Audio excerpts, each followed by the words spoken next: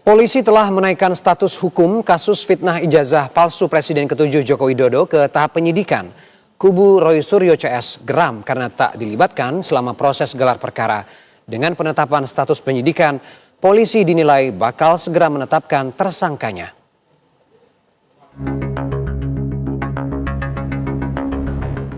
Kasus pencemaran nama baik dan fitnah dalam tudingan ijazah palsu sarjana Presiden ke-7 Joko Widodo memasuki babak baru. Polda Metro Jaya menaikkan status dari penyelidikan ke tahap penyidikan karena telah ditemukan unsur pidana. Dalam gelar perkara ditemukan hasil penyelidikan sudah ditemukan dugaan peristiwa pidana sehingga perkaranya ditingkatkan ke tahap penyidikan.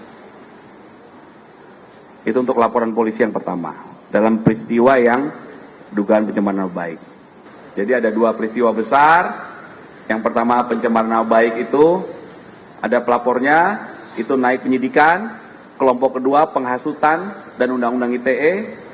3 laporan naik penyidikan, 2 laporan akan segera diberikan kepastian hukum karena pelapornya mencabut laporan polisi dan tidak hadir dalam undangan klarifikasi.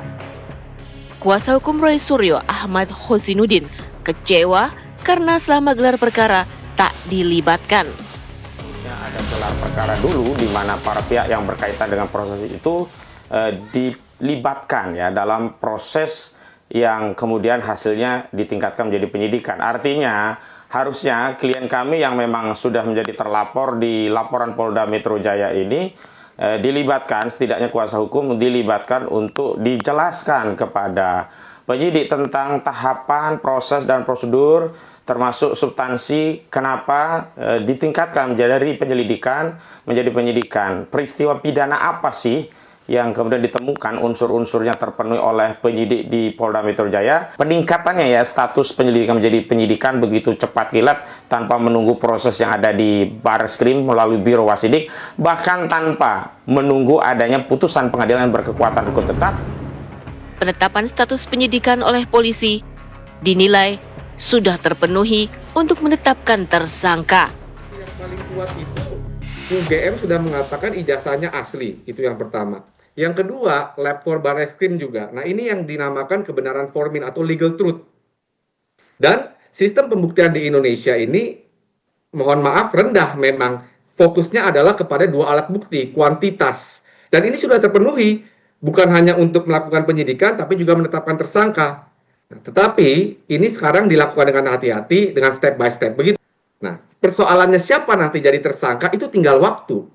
Jadi kalau udah pasti nih ada kejahatan, polisi sudah menganggap ada kejahatan, tinggal mencari siapa yang jahat. Dan dengan bukti-bukti itu sederhana saja mencari siapa yang jahat.